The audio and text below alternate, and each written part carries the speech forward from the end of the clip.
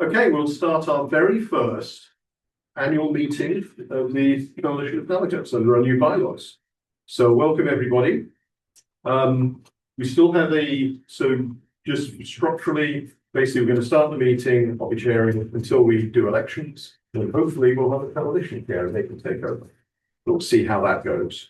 But tonight we're not splitting up into two. This is our coalition meeting. Let's start with roll call. Okay. Abbott Loop. Here. Airport Heights. Here. Thank you. Basher. Coming week. Basher. John, you gotta unmute. Oh, okay. Bayshore Flat. Here. Bear Valley. I'm here. Thank you. Birchwood. Don't think so, but. Campbell Park, we have Nicole, right? Correct, I'm present. Thanks, Nicole. Chukia. Here. Thank you. Downtown. Eagle River. Here. Eagle River Valley. Here. You. Fairview. Here. Girdwood. Okay, Glen Alps. Here. Hi, Greg. Hillside. Hillside? Yep. Here. Thanks, Sandy. And Government Hill did tell us they weren't coming, which is why I skipped them. Huffman O'Malley. Here. Oh, hello, Midtown. Here. Hi, Mountain View. Here. North Star. Here. Thank you. Northeast. Here. Here. Thanks, Pamela. Old Seward Ocean View. Here. Thank you. Rabbit Creek. Nope. Okay. Project Park. Russian Jack. That might be the first meeting she's ever missed while I've been this round. Sand Lake. Okay. Scenic Foothills. Okay, South Edition. Here. South Fork. Spenard. Here. Thank you. Taku Campbell. Here. Thank you. Turn again. There. Thank you. Turn again R. Okay. And you met Tudor. I've got two of you. Who is voting today? Todd. Red. Thank you. know. Todd. I got Okay. recycled. Thank you. Welcome back in a new capacity. I'm gonna leave 23, so we can. Okay. Renewed, so we do have a quorum. Excellent. Move on to consent agenda. Excuse me. This will be, Oh. is that done? Don, are you there? Yep, I'm here. Okay, great. I have clocked you as here. Okay, great. Excellent, thank you. Yeah, I had technical difficulties, sorry. That's fine, thank you. I'm glad you can, got the microphone working. Okay, we'll move on to consent agenda, which is approval of the agenda. Can I have a motion to approve the consent agenda, i.e. tonight's agenda? So make a motion. Thank you, and then Kathy seconded that. Second. Okay. Got it slightly faster. So we will move straight in without further ado to the election of the board of directors. One of the things the annual meeting of membership does is elect the board of directors. Written down. Yes, we have, I think it's 7 to 11 to number, so it's up to 11 slots. Obviously, we can have many people running. These are the people who've expressed interest or been nominated so far, There's 11 of them. which is 11. It's all the way to 11. Would anyone else like to either self-nominate or nominate another candidate for the board of directors? I would like to nominate. Can you hear me? I would like to nominate Alan Hippler from District 6. He's with he's the district president. Alan, Hippler, We're just H-I, checking our roster. I'm sorry. Just 1 second. We're just checking the roster and the information we have here. Oh, sure. which community council is he with? He's with district, oh, I'm sorry. The Hillside Community Council. So just so everybody knows, we went through the records and we got everybody who is a delegate or an alternate within the past 24 months, because that would be the people who you guys could nominate from. And Oh, so okay. for Hillside, I only have Carmela, Helena, Bruce, and yourself, Sandy. Okay. So unfortunately, he would need to be a delegate or an alternate, but prior to election. All right. I will let him know that. Thank you. Yeah. Thank you. Uh-huh. Okay. So, I should also formally say, is there anyone on the list who wishes to withdraw before we? Right, you had 2 seconds, that was one of them. Yeah. And I did list out districts, so every district does have at least 2 people. The goal of the bylaws says that we want it to be geographically representative as much as possible. So, 11 people with 2 districts, or with 2 people from every district, is geographically representative. We did it. There are a number of different ways we could go through the selection process. Because we have 11 people for 11 positions, the simplest way is to treat it as a slate. So that's how I would propose. So it'd be an up-down vote on all 11. If anyone wants to make it individual, that's fine. But if you can make that request known, people a few seconds. Oh, do you want to explain how we're going to do the coalition? Oh, yeah. Well, yeah, sorry. I will explain the process. Right. Now we've got that sorted out. So we'll do this as an up-down vote. So the 2 things we'll have to do after this are at some point tonight are these seats are a combination of, we're staggering them. So every year we replace, effectively half the seats will be up for re-election. So what we're going to do at the end of this is we'll just draw lots, and half will be 1 year seats and the other ones will get a full term. So that means next year half these seats will be up, and we'll stagger it that way. And then the other thing is, once we've got a board of directors confirmed, we will then ask for nominations for the coalition liaison position, because that is also something the membership votes for. And then we'll have an election for the coalition liaison position. And then technically they become the chair for the rest of the meeting. We'll see if that works out mechanically. But that's our plan. So I'm now lost. First, we're going to do voting, but we're just going to do this enough down, I think, that we don't need. We did have a whole process set up if there were 12 or 13 candidates. I'm pleased we don't have to go down that path. But we have 11 candidates, some people, this is just a double down. But explain the process. We don't have to do ranked choice. It's going to be real complicated.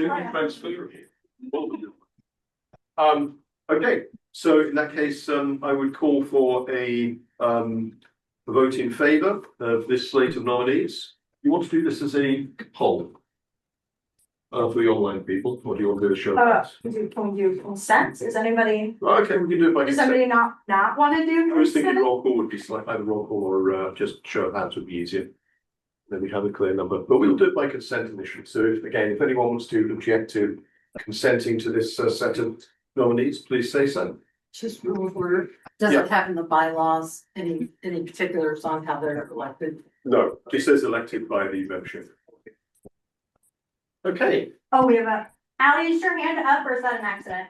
I just want to recognize Michael Packard from Turnigan Arm joining us. Thank you.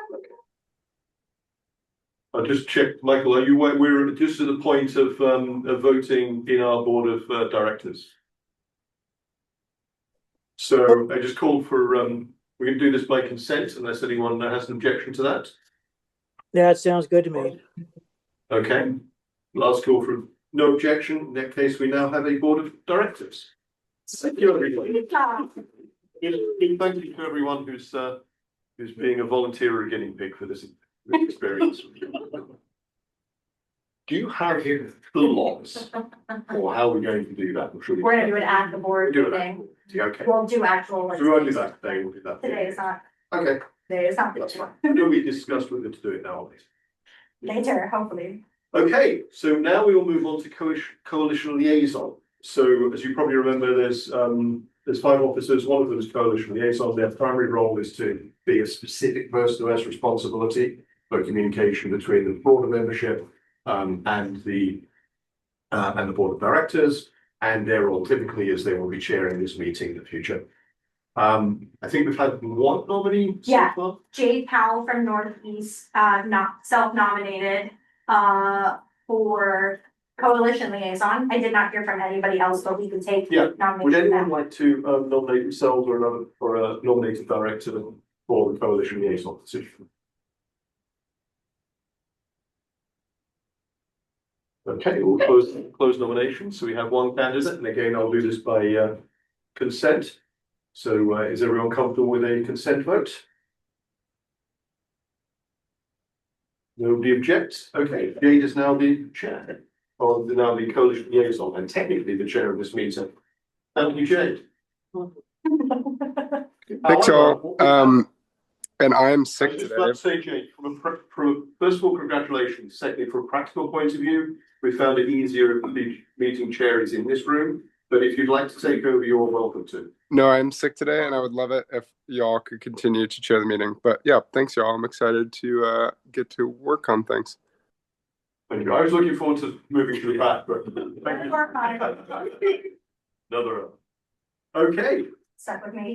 yeah. So we've now through the board. We're doing it so fast today. We scheduled 40 minutes. We've taken 50. So now we have plenty of time for education topics. Oh my gosh, I might actually get more than 10 minutes. Yes. I might not get cut out of the agenda. So let's start with education topics again. If you go through the Yeah. Council updates, and we talked about doing quarterly and then potentially moving to like full updates in the fall. So that this month, going through Ocean View, next month, going through Med Tutor, doing the last little bit, and then bringing back everybody getting a chance. So we're starting with Girdwood, but we don't have Girdwood. And you're not the delegate, so. Glenn Alps, would you like to give an update? I don't know if you've been here for this, but we let people have a 1-minute update on stuff going on in their community. Sure, absolutely. Happy to be here and give you guys an update. We had our recent community council meeting, and I was took on the role of president again of our community council, and I'm also on the road board up here, so kind of got a lot. And I also am a merchant mariner, so I'm gone for months and months at a time. So it's tricky, but I'll keep doing it. I love where we live and love being a part of this community. And we had a new member step up to the role of vice president, Brian Cook. So that was great. So another thing that we talked about, one thing that we talked about at our meeting was potentially trying to find a way to fold our community council and LRSA together to create we already have a Glen Alps Board of Supervisors similar to the way Girdwood is structured, and we're thinking about pursuing that. So we don't have to have so many meetings, and maybe we would, maybe it's something we're looking into. One of our road board members mentioned it, and let's see, we've had quite an icy winter up here on the mountain slopes, and we're still dealing with actually one of the culverts that froze up caused a ton of erosion on the Canyon Road access point to Chugach State Park. So that's a concern for our neighborhood, and it should be for Anchorage, because it might mean that whole area where sometimes 200 cars would park on a sunny summer day will find it really difficult to access that point in the park. So anyway, I brought it up to the project manager because we have a plan to build a parking lot up there starting in 2027, and that didn't include the the upgrades to the road. So the budget for it didn't include that. So that's something that the state is going to be thinking about how they're going to approach that. Let's see. That's all I have right now. Thank you. Thank you. Thank you. We're gonna go to, Hillside.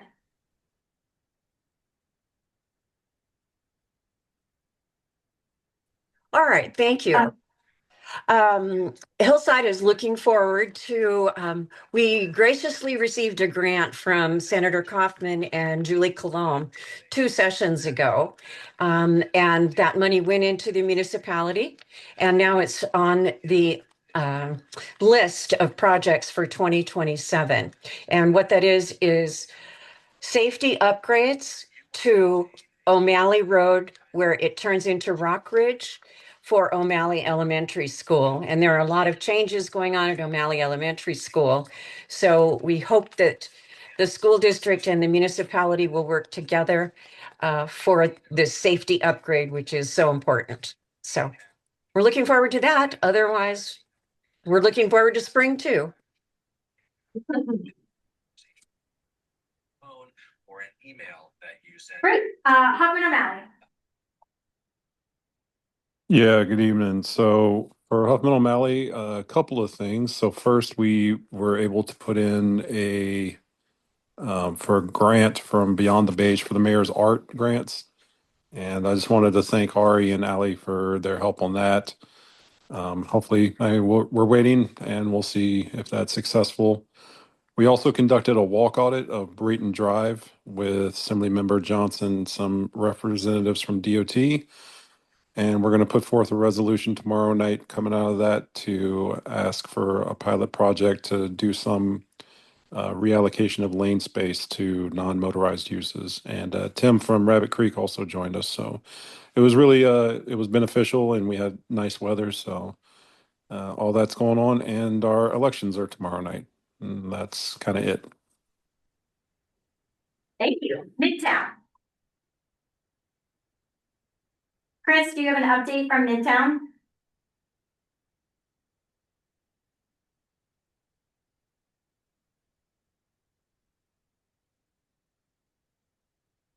Hey, Chris, do you have an update from Midtown? Sorry, you're on mute. I'm having a hard time hearing. Why don't you pass over me? Okay. Mountain View. We had our weekend cleanup on Saturday. And I conveniently was out of state and returned Saturday evening, so I really don't know how it went. But that's kind of what was going on in the neighborhood, so. Thank you. North Star. Hey everybody. Yeah, the main thing going on for us is the fireweed project is slowly starting to get going again. There's an open house going on this next month in Anchorage, and I am trying to figure out when it is. But it is coming up. June 2nd is what I'm hearing from the body. Thank you. Yeah, June 2nd. And would really encourage folks to come out to that.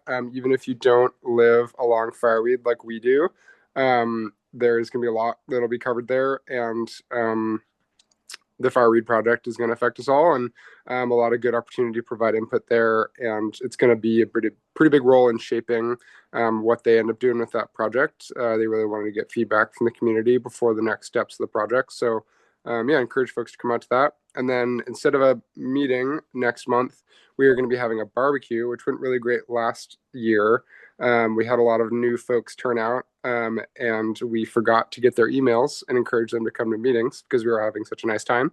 But we're looking forward to doing that. And yeah, that's all I have. Thanks. Yeah. Northeast.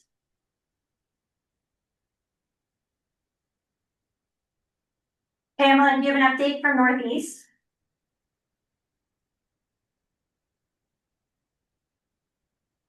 I needed to get off mute. Can you hear me? Yes. We can. Excellent, thank you. So we had our elections of officers in April, and that's over. We're meeting tomorrow night. We have our June 13th, Saturday, June 13th is the Spirit of Muldoon picnic. And I think that's about it for right. Oh, well, of course, we have the perimeter fencing issue that will be coming up. And so that'll make tomorrow night's meeting a little lively. But other than that, I think we're good. Thank you. Okay, and we have Old Seward Ocean View. Yes, hello. We have 3 construction projects. One should start within a month. That's Ellen Street would be resurfacing because of rain damage, and no curb and gutter though. And 2 that should start within the next fiscal year. But that's Eldon subdivision just east of Old Seward. It has no real water and sewer hookup. They have cast iron 8-inch pipes, which is not adequate for fire suppression or prevention. And then resurfacing gutters and sewage for 120th Avenue, which is just north of Eldon. But that's right behind of the elementary school there, Old Seward Elementary. But all those projects taken together, we have either state or national congressional delegation has pledged funds for it. So hopefully within the next year or so, we'll have some better protection for the area. But that's it for OSOV. Thank you. Yeah. Because we're so far ahead of schedule, I think we'll open it up to any other community councils that would like to have urgent things going on and would like to share with the broader group. Would anyone like to add? Fairview? Yeah. Please go ahead. So we also had our annual elections. Alan Kemplin is actually our president. I'm still secretary. And we also had our annual cleanup. We filled 3 contractor dumpsters. And thank you to Ramsey and Sons again they donate their dumpsters to us every year. So big shout out to Ramsey. They are just amazing. And also to the Masonic Center for donating their parking lot for putting the dumpsters. So yeah, it took us 4 hours to go through, and we didn't even hit the northeast portion. We didn't have to get up there this year. James Thornton, he rented 2 huge U-Haul trucks, and then Alan had his truck, and we just did this grid, and it was crazy. Also, some great news, Perseverance Gardens, we had about 50 volunteers come out. It was an amazing event. Alan had his barbecue trailer out, and we created, the gardens got 99% done in one day. It was an amazing event. So if you drive by 14th and Ingram, you will now see these beautiful gardens that hopefully we'll get to start planting soon. And we have a block party coming up July 18th. It's at basically Mountain View Elementary. We're gonna block off right tonight in front. So everyone is welcome to come to that. We'd love to see you. Thank you. Eagle River, Cliff. Yeah, just want to thank Ariana for attending our meeting last week and doing a presentation on the FCC. Appreciate it very much, and you're welcome back anytime. Thank you for coming. Thank you. Yeah, I did double duty. I was at Fairview and Eagle River that night, so. Thank you. Happy to try. John, South Vision. John Thurber, South Edition. We continue to see houses being torn down and no new construction. We do have one duplex that was started last year, but besides that, there's no new construction in 2026. We've invited Cook Inlet Housing to come speak to us to try and help us understand why we have so much vacant parcels and why the number of parcels keeps expanding, to help us understand this mystery. And so hopefully we can get a some ideas from a developer's point of view, why we are not seeing new construction in our community council. Yeah, it sounds sort of related. We keep having people repeatedly asking for rezones to B3 in our town center area that's zoned for housing. So we're gonna start to look at more kind of an overall view of how that should be zoned. We're still kind of gathering information. We have quite a bit of land that is actually being used as B3 that is zoned industrial.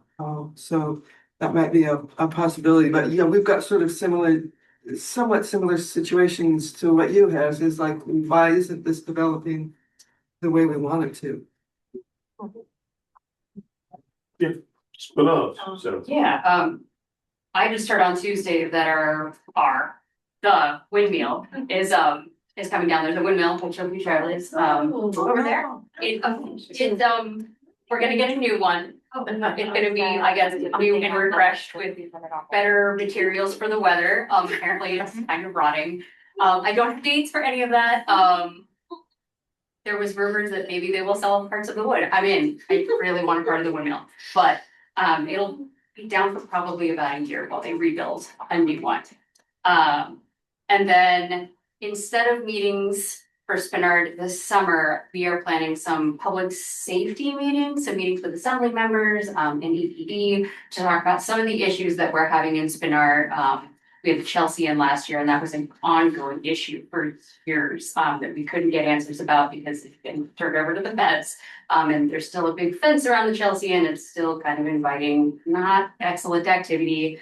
There was also a Quonset hut that was at the corner of Chugach Way and Spinard that sort of became the new hub of not excellent activity. That was recently torn down, but we are seeing, you know, issues crop up around. So even though these hubs of ill are going away, like the people are still about and they're just finding new hubs. So we're trying to address that the best way we can. And it's a complicated issue, but we're going to do that in July and August instead of having our regular meetings.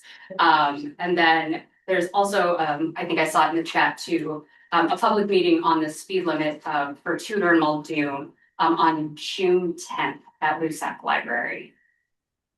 And that's it. Great. Since we're sharing, Yeah. thank you. Go ahead, Happy Lisa again. So TCC provided input on the Fish Creek Trail connection, aesthetics, retaining wall and design overlook, that we're meeting again on July 1st to kind of finalize that. We have also provided input on the Kiwanis Fish Creek Park mural project that we're collaborating with Spinard on.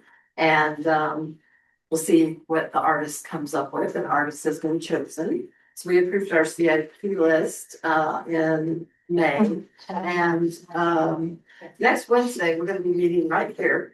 Land Use Committee meeting to discuss the Minnesota Drive and INL corridor plan proposal. And for those of you who know about that, there's some pretty dramatic changes proposed, and we did have a presentation at our May meeting, and I can tell you the overall reaction from the Turnigan folks was like, what? So we'll see, where we go from there to talk about it in more detail. One of the things that started last summer, now I've seen it already creep into this summer, is landscaping along West Northern Lights and Turnigan is being removed, and we don't get any kind of notice. Nobody tells us what's going on. There's no rationale for it. And so that's something we need to, I entertain suggestions on who we should be speaking to with the municipality, because it's a mystery that's not a good one. And that needs to stop. And now we need to work on who's going to pay for all of that. We want it back. Minnesota Drive sidewalk repair is going to be on our June 4th agenda, and I just saw notices, 2 plating public hearings on June 3rd. JJ Brooks Turnigan Crossing, they're wanting to modify a plat note, but I don't know which one that is, but I know Steve back there probably knows. And secondly, a subdivision of a lot on Lakeshore Drive. They're planning some high density housing back there. So thank you. Thank you. Okay, thank you everyone for the additional comments as well. If nobody objects, what we'll do is, because some of the people who are presenting under item 5 won't be here until close to 7, we can skip ahead and we're going to do the special topic on the budget. So, as you probably remember from one of our many bylaw discussions, one of the roles of this meeting before we approve the budget, there has to be sorry? Okay.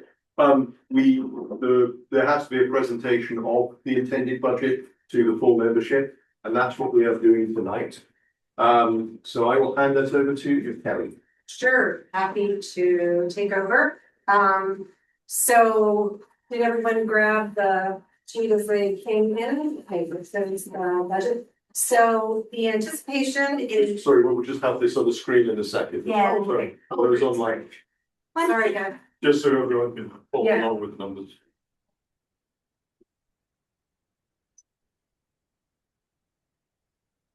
We need some Jeopardy music, don't we? There we go.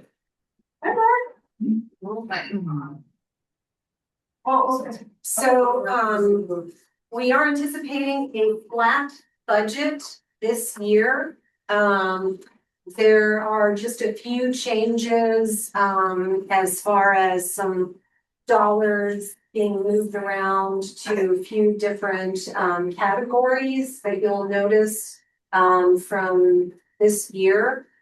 But, we're not anticipating any increase until next year, possibly 4%, 5%, not sure.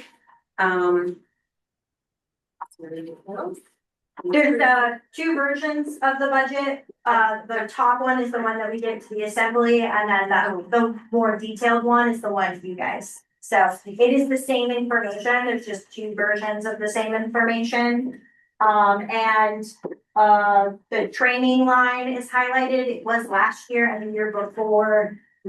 Oh, yeah. There's the detail one. The training one is highlighted as it was last year and the year before, because that is reimbursable, so we get 4 quarterly checks that are our total minus the $10,000, and then we submit for reimbursement for the training costs, because they have to be approved through the ombudsman. So it's kind of like a grant within a grant, which is super fun for me, but is the way that it's done. Like Kelly said, minimal changes, flat line. I guess technically the budget you guys submitted last year was like and 89 cents, and the clerk in the budgeting of last year was like, I'm rounding this up to 500. And so it is the same amount of money. But I think there was like a weird cent thing, but otherwise flat overall. Any questions or comments from anyone? Question, yeah, so you said it will go up next year or it might go up this year? It might probably go. There's a question. Why do we think?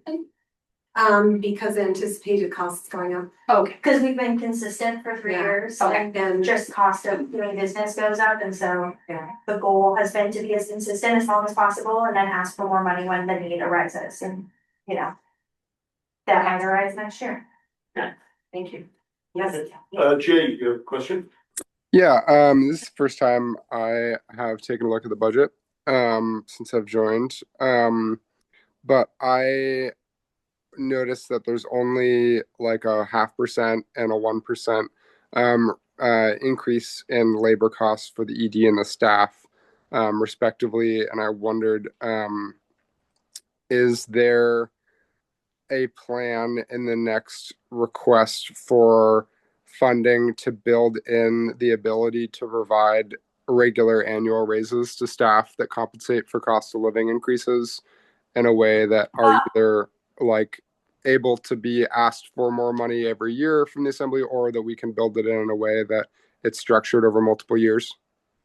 Yeah, it is built in, and it was built in last year, and it ended up being more, we ended up budgeting more than was actually given to staff. And so it's only a minor increase, because the number from what it actually is, that from actuals of this year to budget of next year is different, if that makes sense.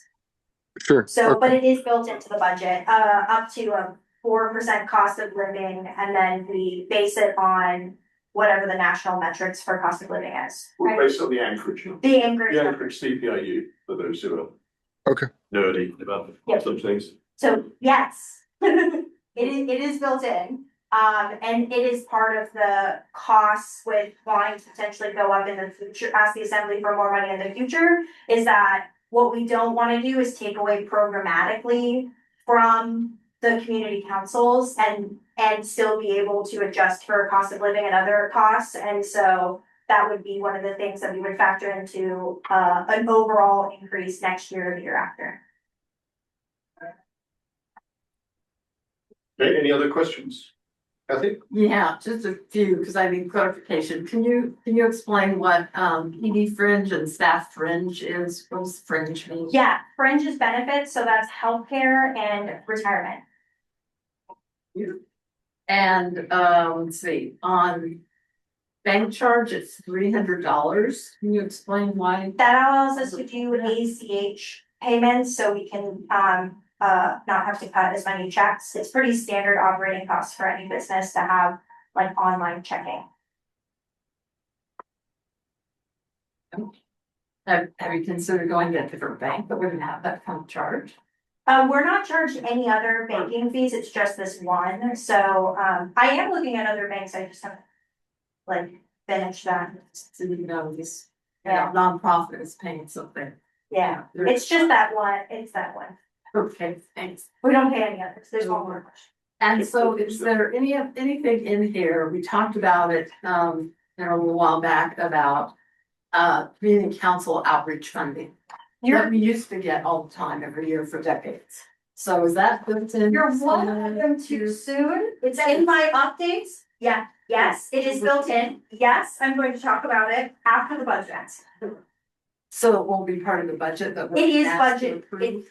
it is budgeted in this budget, the same amount, and it is something, it was budgeted in the last budget.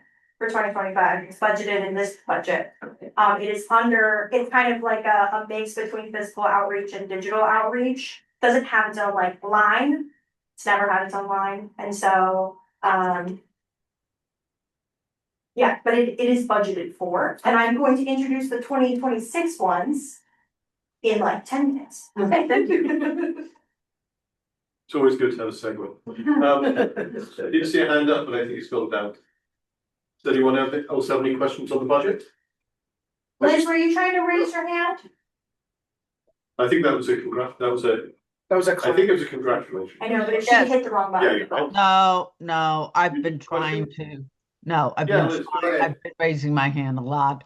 Can you hear me? Yes, we can, go ahead.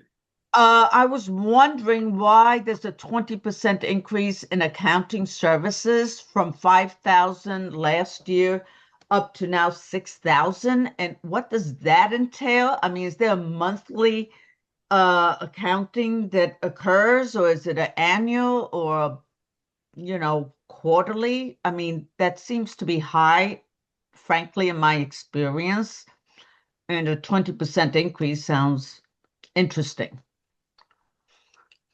Yeah, so what happened, what has happened for those of you who may have joined me on this journey in 2024 is that when we made the budget for 2025, I didn't have a lot of documents. And so I made the budget for 2025 off of my best estimation based off of all the information I had. And I incorrectly put in for the amount for our accounting services because we are charged $1,200 a month by our $1,200 quarterly by our CPA, and then there's an additional charge to file our annual tax forms. And that's for about $1,000. And so you'll see that overhead is flat, and that is because it was budgeted for in 2025. Its overhead other is the money where that's coming from, and in 2026, and in 2027. We're just adjusting it. So while the percentages are moving, the overhead line is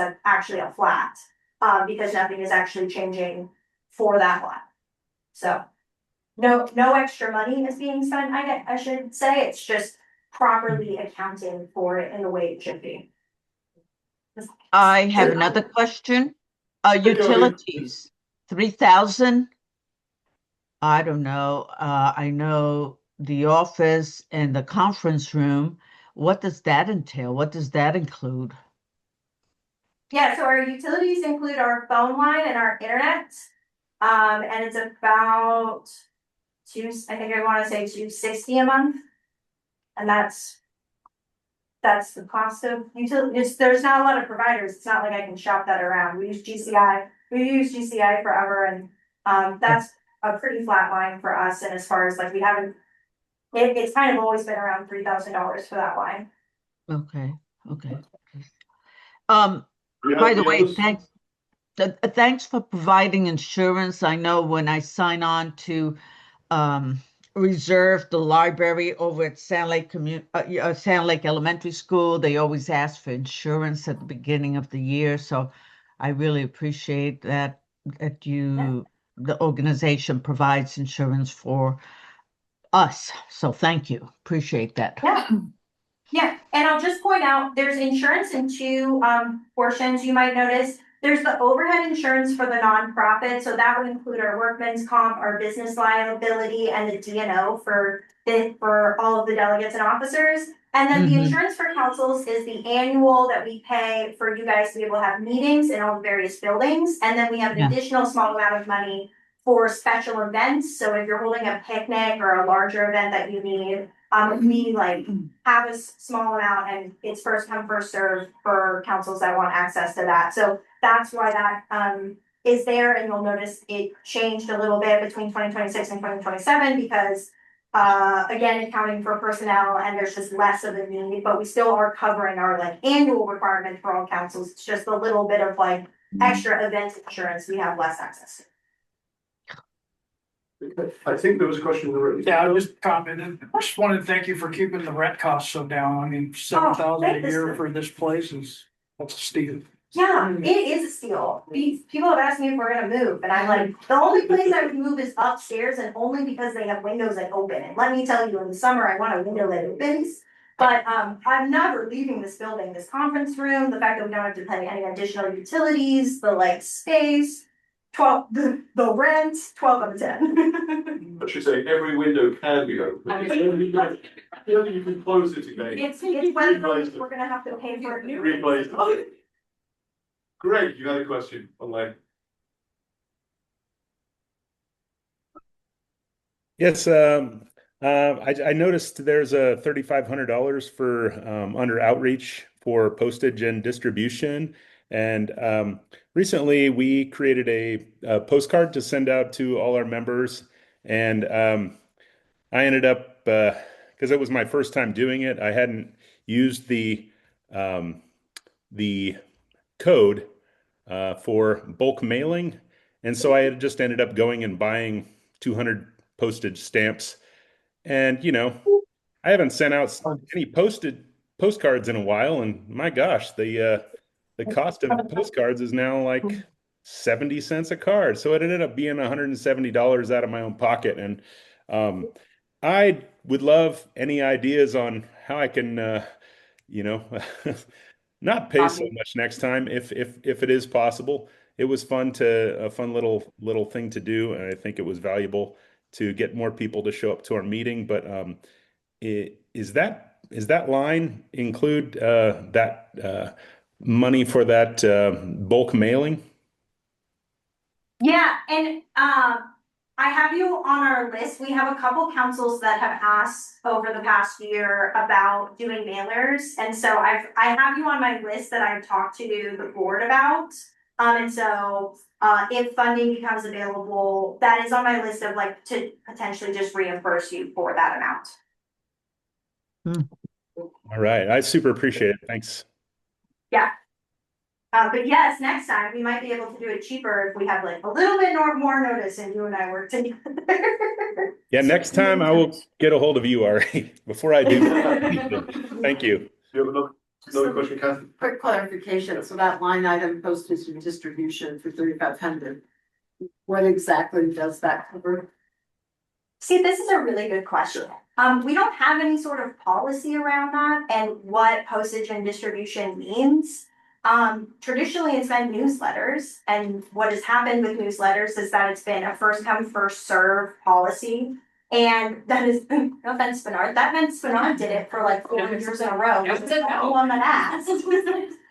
And also it disadvantages, larger councils who have higher membership who it might cost more than $3,500 to send out a mailer, so they wouldn't be able to take advantage. And so I've asked the board, because I don't have a lot of clarity other than to just be like, do I just say yes every time a council comes in till we run out of money? What if there's extra money because say somebody uses 3,000, but then I can't get anybody to use the 500, like, anyways, I have brought it up and I'm hoping that we can create like a policy or something that has more clear guidelines, because I'd love to be able to say like, this is exactly what we're gonna use that money for. Last year, we used that money to send out we used the money from last year to send out the mailers that went out to people who were affected by the community council boundary changes, and that was something that this board approved. So then the question is, what are we gonna do this year? And I do have a couple of councils that I've like asked, so I have kept a list of those people. That way, if we do go with first come, first serve, I can go back to those people. But I just would like some direction. So I brought it to the executive committee, and I'm gonna bring it to the new board to kind of give me some guidance on how they would like to see that done. What it was to follow. Can I just add a comment to that? Actually, one thing that was very helpful for the when the mailers went out with the people who changed councils is I had a QR code on each of them. They were traceable, so we actually know how many people who received the card actually followed up on it, and it was less than 1%. So that gives us some indication of how valuable, mail is. Physical mail might be. Yeah, That's I not know that definitive, but it's traditionally, back in the day, it was for community council surveys. Mm. And so the councils were divided up into chunks for how many we could do per year. And then it's typically kind of about every 5 years, each individual council could send out the notice to everybody within, where you get addresses, and you would mail a survey. So that's what traditionally that money was used for. Yeah, I would say I went back through our records for like the past 5 years just to get a sense of, and that hadn't really happened. And I don't know whether councils hadn't wanted to do it, or if staff hadn't been able to support it, or what. It had kind of, like I said, just been used by Spinard for their Fish Creek trick or treat mailers multiple times. And so what I don't want to do is just let Fish Creek or Spinard every year use something that should be for everybody, and it should be accessible for all councils and equal for all councils, and not something that like say only North Star or Glen Alps can use because they're small, but then say like a Northeast or Sand Lake can't use because they're too big and it would use too much of the budget. So how do we like address that? And also, does it mean only one council can do it every 35 years? We just running through that also seems weird. Well, it's about every 5. Yeah, sure, yeah. If you're only doing like a small percentage if you're not sending out to all the membership and you're saying like you get 500, then like maybe that's an option too. So I'll make a note of that. Mailing has also gone up. So maybe a couple of years ago it was like much cheaper to send those out, but these days it's like $1.25 to send out a postcard including postage. And that's just like a black and white one. So. okay. Any other questions on the issue of budget or comment? or comments or Gonna thoughts? go to the board for approval. Yeah, the board for approval. Next board meeting or the one after? I can't remember. Next board meeting, Right. because we're on a deadline, we gotta get it in. Next budget season's around the corner. Okay, thank you. In that case, we can, let's see, 8 minutes. Do you think we can do it? I can do it, well, you can run it a little. Yeah. Okay, so we'll go to item 7 and then come back to what was originally scheduled at 7 o'clock, the reports. So we'll move on to I'm going to share my screen. Everybody can see that, yay! So I wanted to give a little update of what we've been up to, because I've been on the agenda, I think like once every couple of months and gotten bumped. So what are we doing? Well, first and foremost, we are doing what we're calling micro grants, the Civic Connections micro grants, speaking to what Kathy has asked for. This summer, I've created a really easy application, which is essentially just information about contact information and then what you want to use the $50 for. So every council is able to apply for $50 that they would be able to use on anything that is considered outreach. And so that could include event location rentals, like if you needed to pay for a park or a permit, picnic supplies, flyers and printed materials, signage or advertising or other outreach. So essentially you're just telling me what you're gonna do. And then we approve it and we say like, yeah, that's good. You know, most of the things you're thinking of are good. If you want to pay your neighbor to mow your lawn, I'm gonna say no, right? That kind of stuff. And then you submit the receipt to us and we reimburse whoever that person is. I will say like it's one application per council. So what I will be doing is even if you have, say somebody else, like one of your board members or something, submit an application, I'm gonna check in with whoever the chair is and make sure like that person is actually doing it on behalf of the council and everybody is on the same page. So I don't, you know, reimburse some random person for something that has nothing to do with the council. We just gave it like a fancy name. It's going to be open from June 1st to August 31st. If you're not planning on doing something over the summer and you had something from the past that you wanted to do, that you wanted to get reimbursed, I'm open to like talking about it. We would just want to have a conversation. Submit an application anyways, even if the event has already passed, essentially. And it'll kind of just be rolling. So you can do it anytime this summer until we hit our limit, which is $1,000. So I think that gave like 20 councils could do it. And then if we have money left over, we will open another one for the fall. And that will be on a rolling basis until we run out of money, essentially. So it's supposed to be super easy for you guys. There's a website. I will send it out in the recap email that you all get with the links. But it's literally a Google form with like name, email address, date of event, what are you gonna do? And then my hope is that maybe you'll send me some photos so I can share all the cool things that you guys do. Yeah, does anybody have questions about this? Yes. Only one, since our next council meeting will be in September, it kind of knocks that one off the board.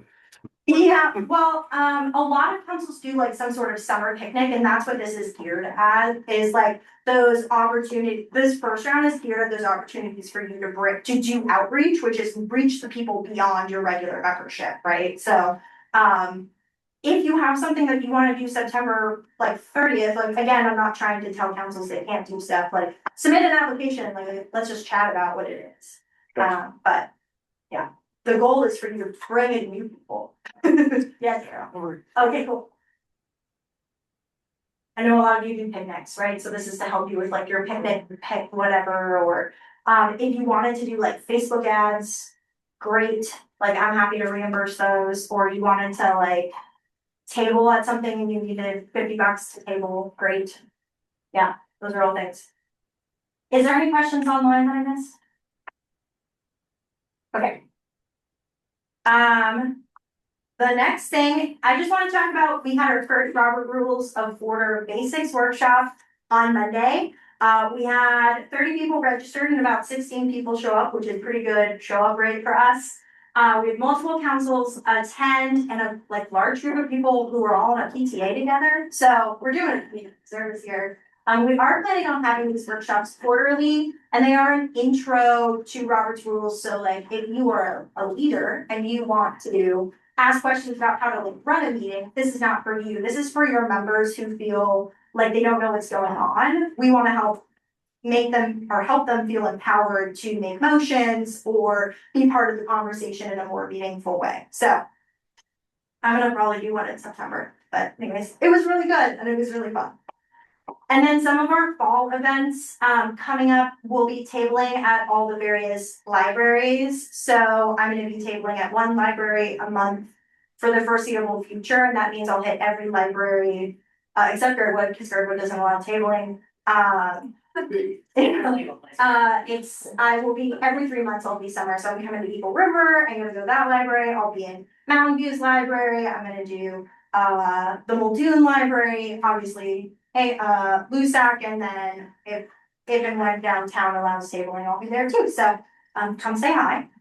And then we have a facilitator training. If you came to any of our January events, you may have heard us talk about like providing more leadership training, and one of the things that we're going to be hosting with our Better Public Meetings project is facilitator training. That will be online, though there will be room here for you to watch if you're like really struggling with the Zoom. We understand we'll essentially have it set up, and I'll be here to help lead projects or lead the practice sessions. But all the presenters will be online, so we'll be sharing more information about that as it comes out. But it's open to everybody. It is facilitator training, so the idea is to be able to help host difficult and community building conversations with your community councils.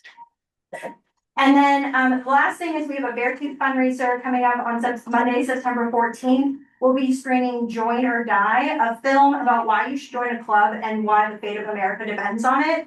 If you're ever familiar with Robert Putnam and Bowling Alone, this is about his work and why people don't join social clubs anymore and what we can do to change that. It's a very invigorating film, I would say. I have watched it. And so that will be a fundraiser for us with Beartooth. I'm really excited for us to do our first Beartooth fundraiser. So September 14th, when we come back from fishing, mark your calendars. Be there to start. And that's all I got. Just to check, Beartooth, the bar will be.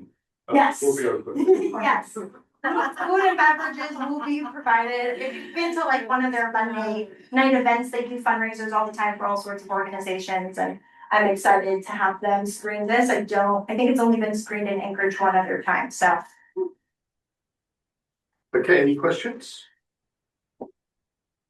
Look at this, all the dots. On the dot.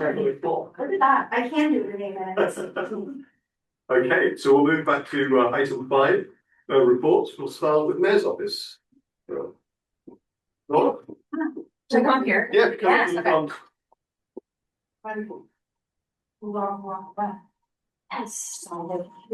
Cool, thanks. Sorry, I have my computer because I had it. Okay, we're good. Hi, everyone. My name is Nora Morris. I'm the Deputy Chief of Staff for Mayor Lou France and your Mayor's Office representative. Happy to be here with all of you. A couple updates. One, did you say you were in South Edition and you were having the things? Okay, I'm taking notes of what your concerns were so I could ask. And then, Kathy, did you say on turning in the neighborhoods or an actual turning and drive where the trees are being? Yeah. It's along Westmoreland lines. Westmoreland, okay. Thank you. Okay, updates from us.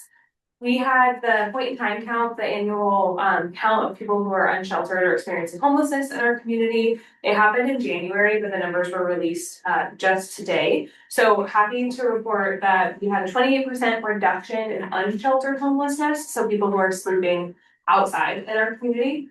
Still have a lot of work to do, but Mayor France came into office and opened year-round shelter, which is something that the municipality had not funded previously. And so we have 300 year-round shelter beds. And then in the winter, for the cold months, we had an additional 150, what we call surge beds, to make sure that people had a safe space to go when it was quite cold outside.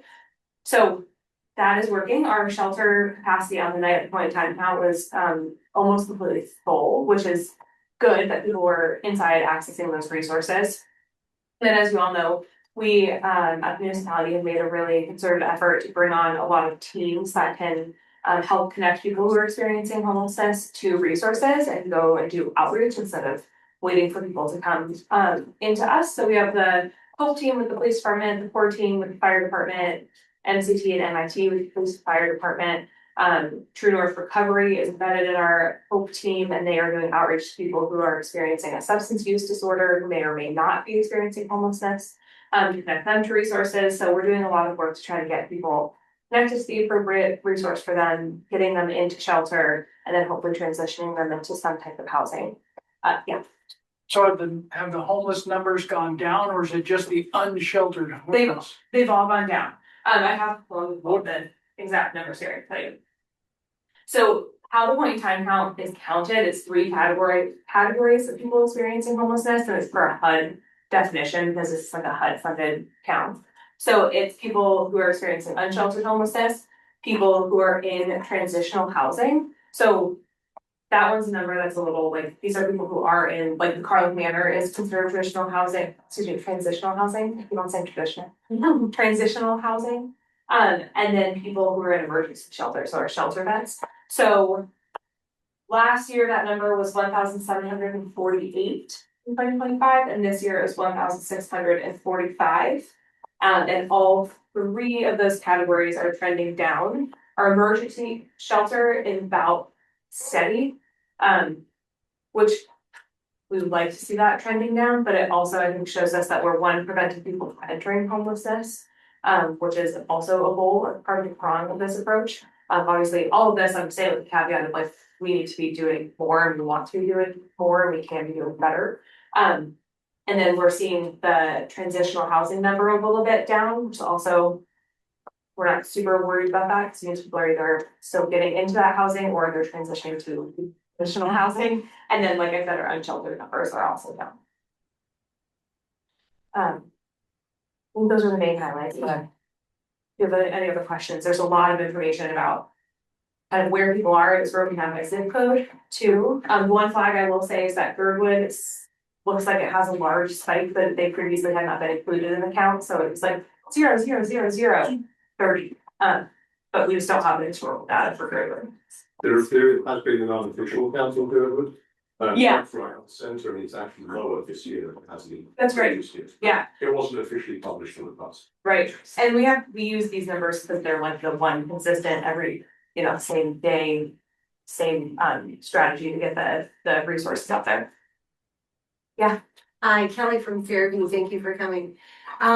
So I had heard that downtown was going to have the people that walk around, sorry, I can't remember the names, kind of like not greeters or courtesy, but they were going to be walking around with their yellow vests. Oh, the ADP ambassadors. Yeah, thank you. Yes. So I just had some guests in from Virginia and we walked downtown and they were absolutely shocked, I guess is probably the word, at how many people were just loitering everywhere.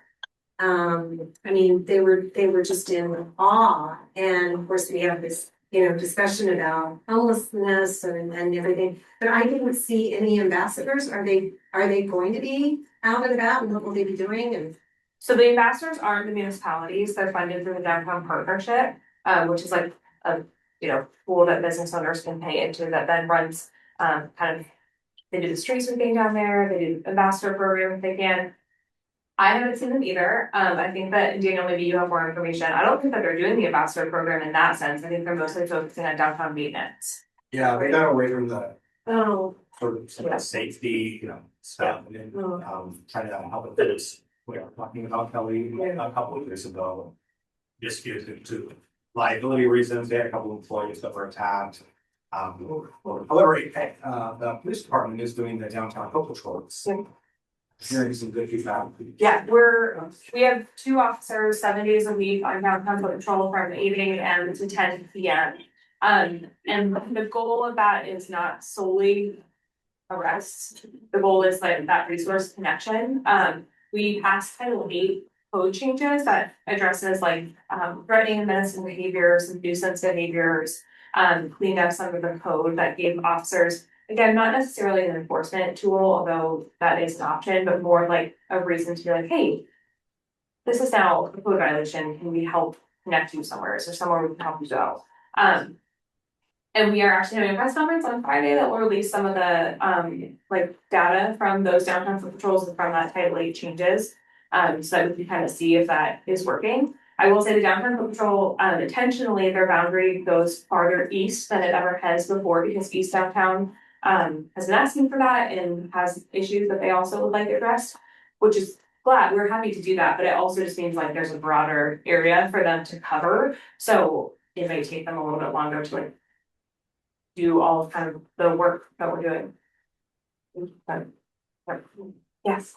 On foot patrols, is it in the larger plan to expand those into different neighborhoods? You might have heard, Spinard had the Chelsea and they had the Quonset hut and we still have the folks who hang around there. And Spinard would love just some presence, to help folks not congregate, but also get the resources they need. As Right. well with you. Yeah. Right now, unfortunately, it is not. We have some really tough choices and decisions and conversations to have with the community about the municipal budget. As you all likely know, because you're very engaged residents, our municipal budget is primarily going towards police, fire, street maintenance, and then like the functions that make the municipality operate, like IT and HR and those type of things. You're gonna have some tough budgets coming up, and the question is to make meaningful cuts, to make a balanced budget with a tax cap. Those are the places that you cut, right? You cut police and fire and streets. And we don't necessarily want to do that without community input, right? We want to know what people want, what level of service is expected, is deserved. But unfortunately, I don't think we're in a place where we can have a conversation to say we want to spend our amount to foot patrols as much as we would really like to, because there's also, the requirement of getting officers out of patrols to handle the actual, but the calls for service that they're seeing in their call text. But I will say we did just graduate 20 officers from the academy. We have another who are getting off of field training. So you do the academy, you graduate from the academy, you go into field training with you and another officer in a car to make sure that you know what you're doing. Field training can take 12 to 16 weeks, depending on how an officer is doing. We want to make sure they're doing well and not just like cutting them loose. So we have officers coming off of field training right now, another 20 officers who just graduated the academy going into field training. And then we actually were excited to overhire our academy for this June. So typically a full academy is 28. We sent out 29 hire offers because typically some people don't make it through the academy. So we have new academies starting. One thing that the chief has said he's going to prioritize once we get some of these people off of field training is doing a low level drug task force. So right now we have what's called HIDA, which is a high area intensive drug. It's an acronym that has something to do with drugs that is a partnership with the state and the feds.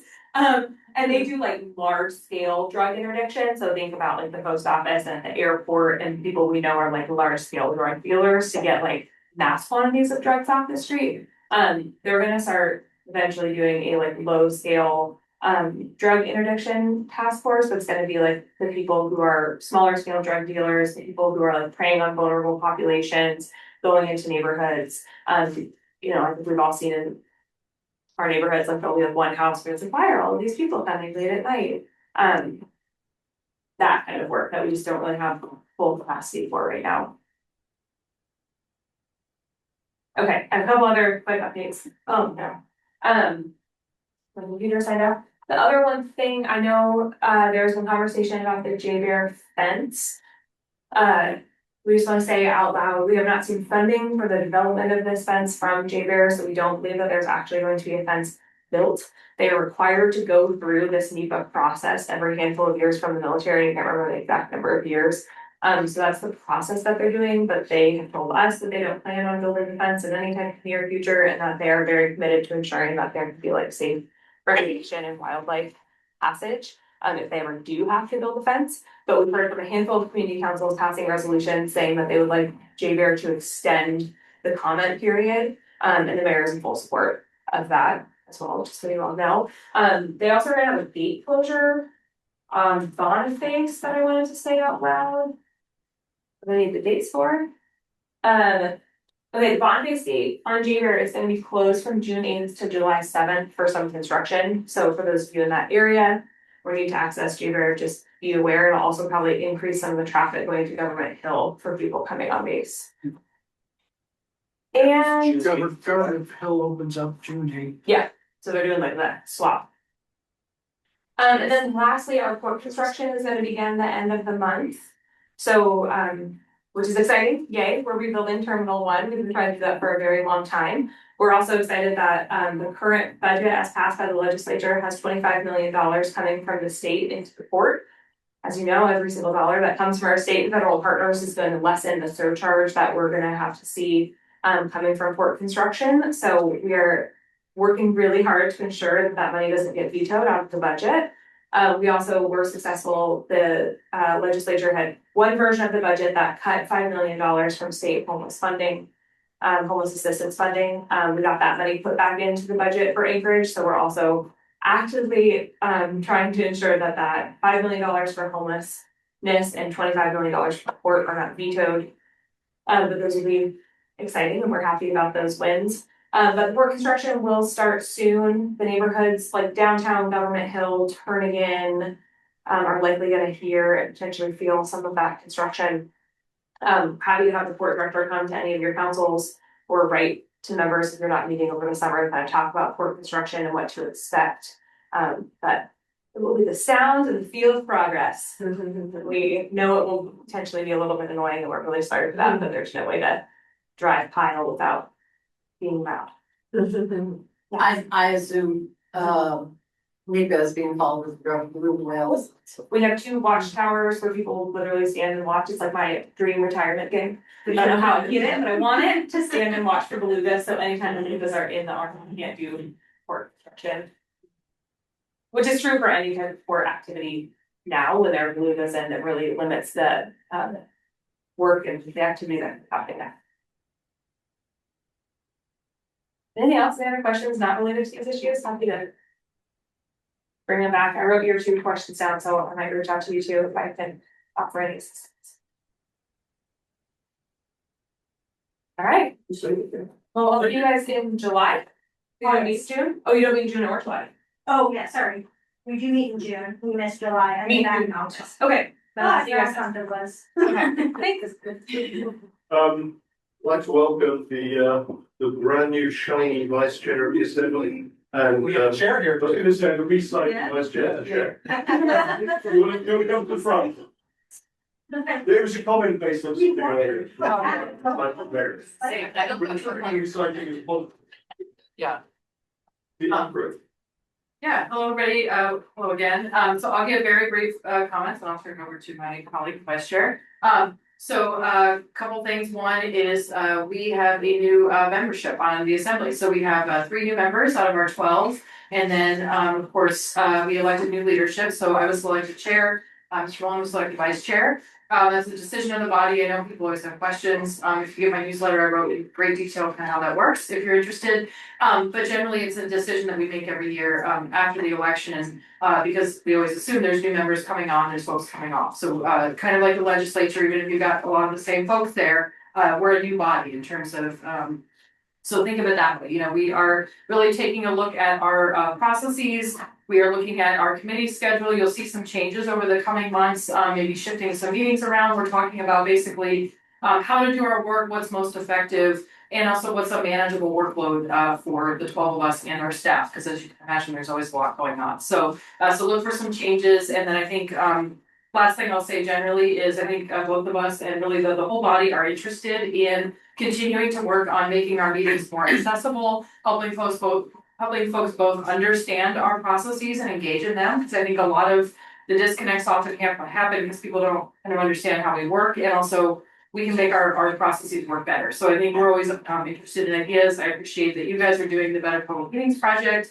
Got an update from Ari on that a while ago. But I think just look for more changes and opportunities to engage, building on the work that we've been doing. So I think that's all I'll say for now. And happy to take questions, but I'll turn it to Dan. Yeah, couple updates on recent assembly things. One is, well, actually, to piggyback off with Nora on the pile driving for the port.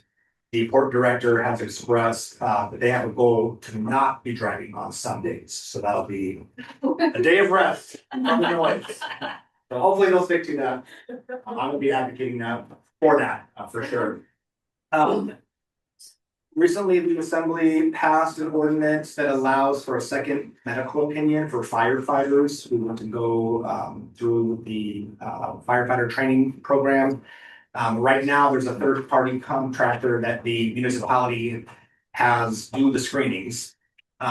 We have heard some recent stories of folks who would have been fit for duty, but they were screened out. And so, we're focusing a lot on recruitment, retention of our public safety responders. So now there'll be a process where they can get a second opinion from the fire department's chief medical officer. And so hopefully that will allow some folks who may have been flagged on this first screening to move forward in their training. As a medical provider myself, I realize that not all medical opinions aren't infallible, right? And so sometimes it can take a second. Another thing that we have a public hearing, some debate about, but did not take action on yet, likely will at our next meeting, is adding veteran preference for municipal contracts. So when folks respond to an invitation to bid or RFP, part of the scoring criteria this ordinance proposes would be you get a little bit of a bump up if you were a veteran-owned company. We had some conversation about that. The way that it's currently proposed, the administration, I think, has some concerns about because you could see definitely a budgetary impact to the tune of $50,000 is what they have written in the current S1 version of that ordinance. So if there's a gravel company that is veteran owned, we all want to support our veterans, right? I have a brother who's in the Navy, he's getting out soon. But do we want to be paying $50,000 more for gravel as a municipality? So kind of examining those trade-offs, and Anna and I, we're your leadership, are also going to be continuing in our roles as the budget co-chairs. So important conversations to have, just putting that on the radar. So is that, so I understand, you're talking about like a best value type contract versus lowest bidder contract? Or is it when all things are equal, a veteran-owned contractor can pay the contract even with a $50,000 increase? Correct. Yeah. So do we lower that threshold or? And maybe just to piggyback on that, I believe we have a local bidder preference, and so often it lets you basically have 5% extra cost. So it's not a 50,000 all the time, but right. Yeah, so it's similar to, I think the state has a similar program to that, but we don't happen to have that. The state has a lower budgetary, theirs is 5,000. So. I have a few things. I wanted to say that I've seen an increase in what seem to be process explanations at some of the meetings, where after something happens or in the middle of something happens, one of the members will say, "What just happened?" People in the audience is XYZ. And I don't even always understand the explanations, but I really appreciate that they're happening because it's so much faster to learn how it all works that way instead of learning over the course of years and figuring it out. So I really appreciate that. Keep doing that, please. And I keep hearing about our fiscal cliff, our budgetary woes, and I'm waiting for the gut punch, and I'm wondering if you can give us a timeline for that gut punch. When is that going to happen? I think one is, it's the frog boiling problem. We've been in the middle of it, right? So like every pothole, well, not every pothole, most potholes that you see, all the roads that haven't been done, all the facilities that are starting to slowly fail, those are symptoms, right? But this is a massive scalable problem. And then we're seeing that at the state level and with the school district as well. So I think some of it is more people coming to the realization that it is like that. That's the gut punch, right? So you might have already had that yourself, but there's plenty of other people who would not, But in terms of kind of what this actually looks like, I think, one, I'm really interested in how we shape that conversation, how we give people information. We've Erin Baldwin and I were doing budget meetings. We want to continue, and not just the two of us, but really think about what that looks like. But really, I think these months before we start in earnest talking about the FY27 budget, which will get published in early October, but there'll be kind of pre-work on it, obviously before that. I think that's where we need to think about kind of what we're putting on the table for the public to consider as trade-offs. So obviously the assembly votes on the budget, mayor proposes the budget, assembly votes, all the departments have input on that, and the public has input. So ultimately it's our vote. But a lot of the big things that would need to change in order to change the trajectory of where we are, go to voters. We talked about revenue, tax cap changes, any of those kinds of things are voter decisions. So that's why I keep saying it's not just our decision, it's everybody's decision. And we want you to have the information for that. So I think look for some opportunities over the summer. I think especially, things busy in the summer. So looking at the fall. And I think we're gonna have some really difficult, the very short version is there's a state formula for education funding and there's our local tax cap. Both of those things are basically crashing into each other right now, such that we are gonna have to choose whether to cut local money to our schools or cut local services or both and that's without changing anything, no matter how much money the state puts in on a one-time basis. That is just true because these are two formulas that don't work.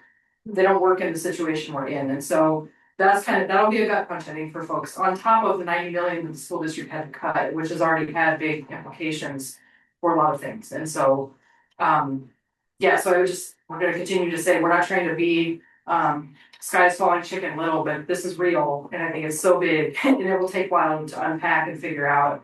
But yeah, I think the budget that we passed for this year kind of stabilized where we are in the conditions that we're in. That's the best we can do. The next step is really, okay, this isn't sustainable. What other changes do we make? So, and I don't want to just be negative. I think we have a lot of opportunities.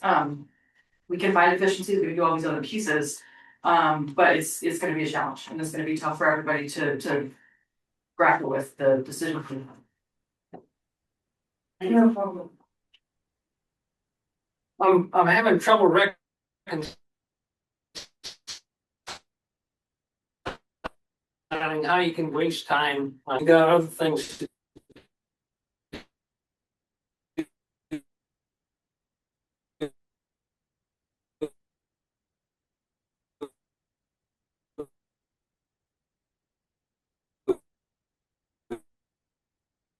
makes no sense to me. We didn't pass the resolution, so I think there's been some confusion about leaf blowers because of the social media post from a department reminding folks not to create a huge desk. Just to say that's not accurate. We did not pass a resolution like that.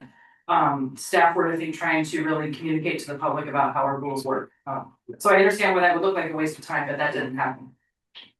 Tim online, and then I'll come to you, Daryl. Yep. Tim? Oh, hey, thanks. And hello, everybody.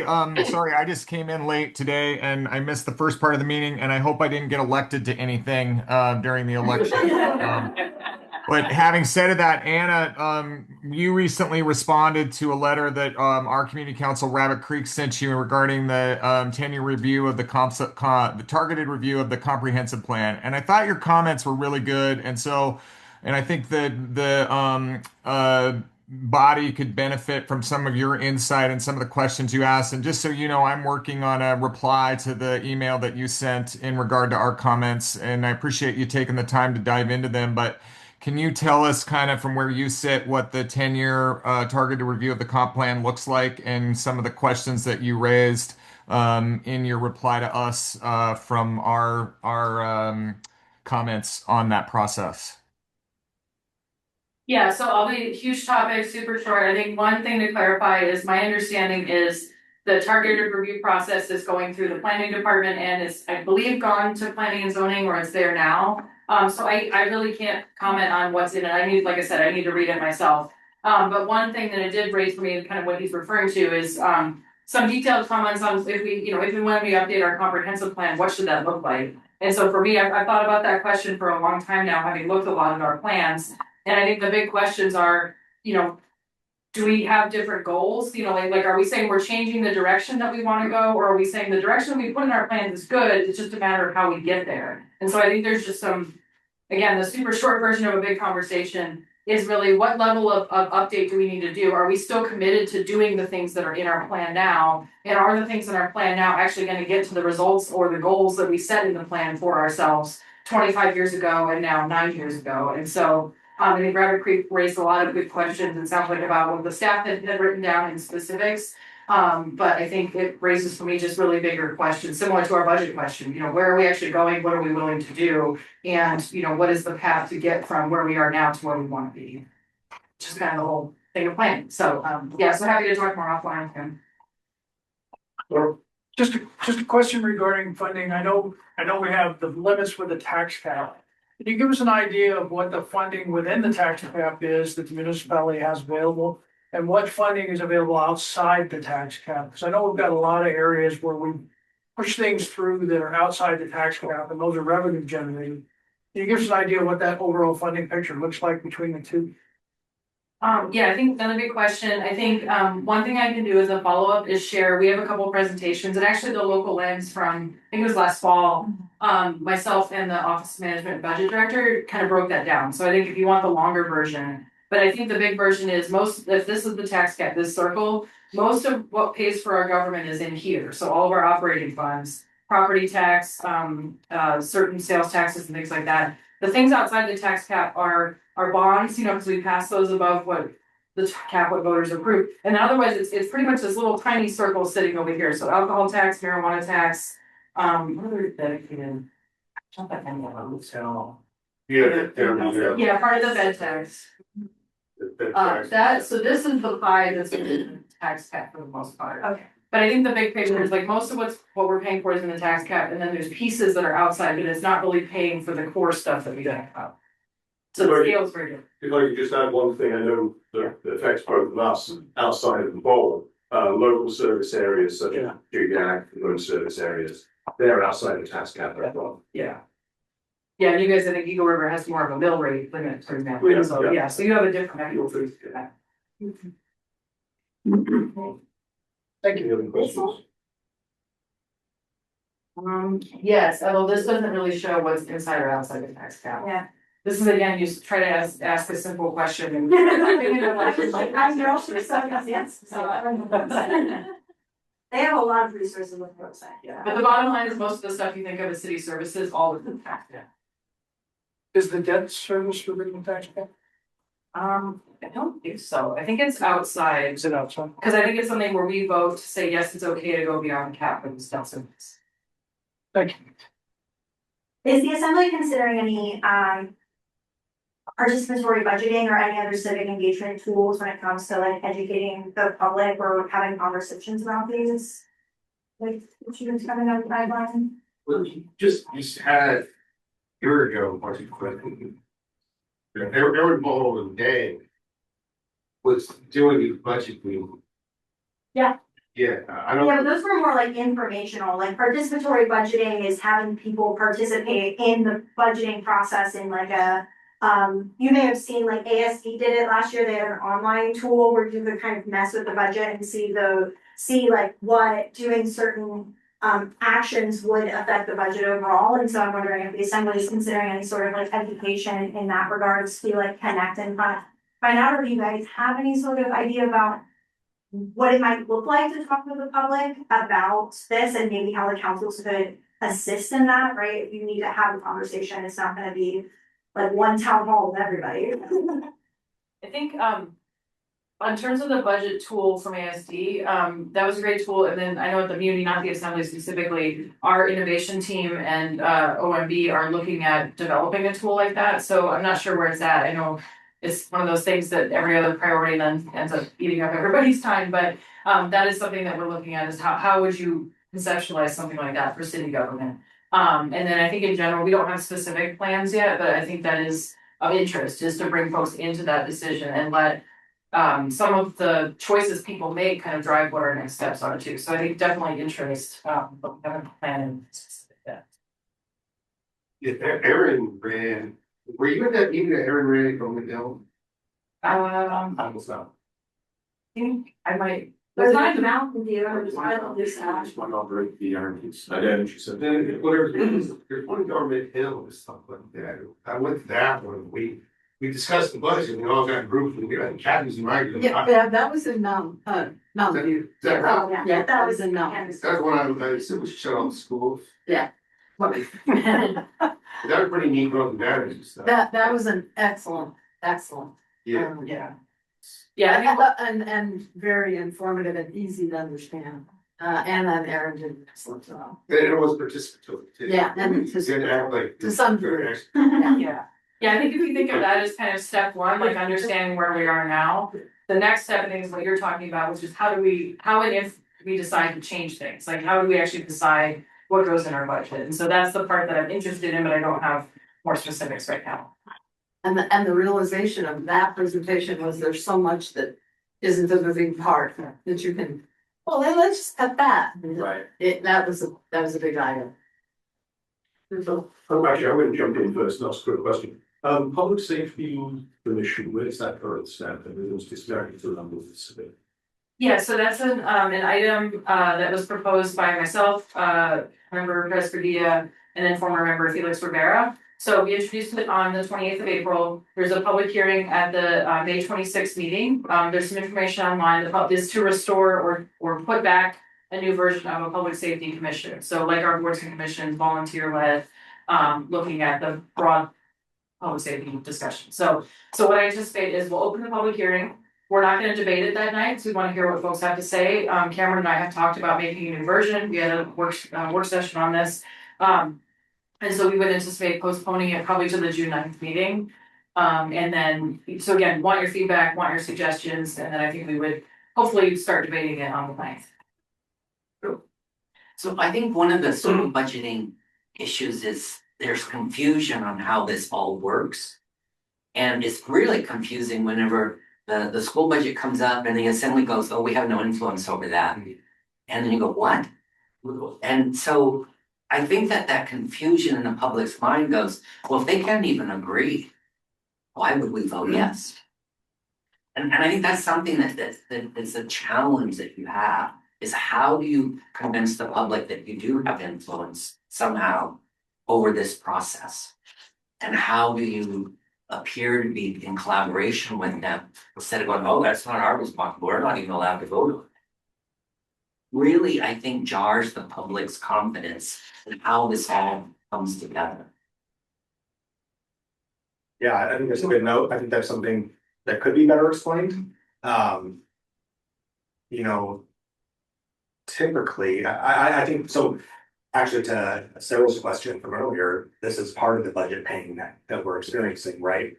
And we've been watching some legislation at the state level that would impact our contribution to the school district. And had it not passed, I believe a version of it passed today, but we would have been looking at $20 million in cuts to municipal services. So charter, you know, let me back up a little bit. In discussion around ASD's proposed budget, you know, there were some items in there that were tough for our community, you know, school closures, right? Closing the only STEM accredited program, right? And so I think there's a time and a place for assembly members, even though we're not on the school board, and that's not really our purview to make those line item type of decisions, to comment and to represent the feedback that we're getting from our constituents. In charter though, if we don't pass the school district's budget, it ends up automatically being passed. So the tools of how we can actually impact it are pretty limited. We can amend it. We can amend it lower. I think we can amend it higher, but I don't know where we get.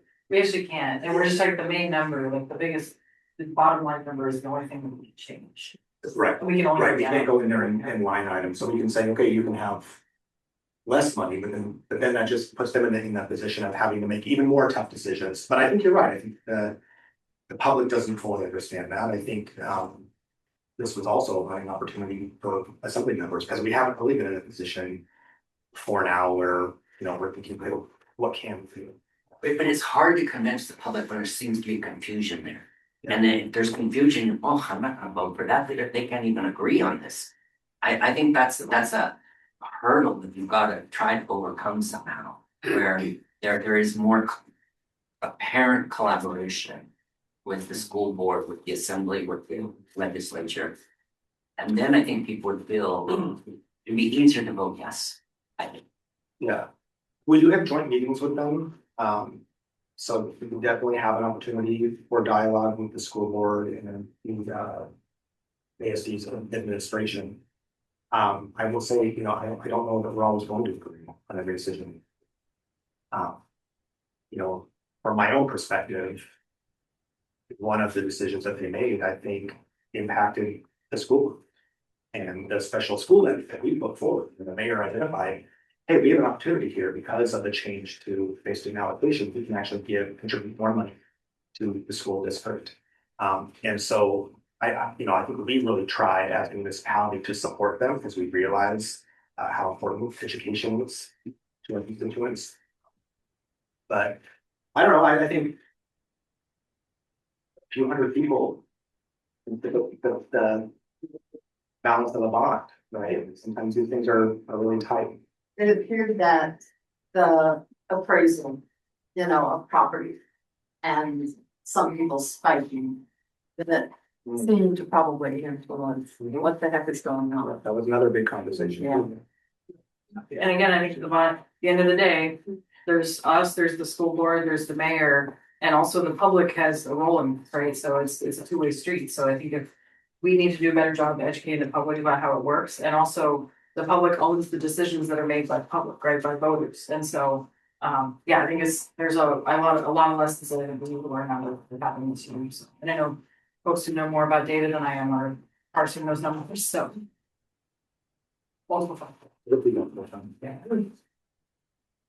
Okay, thank you.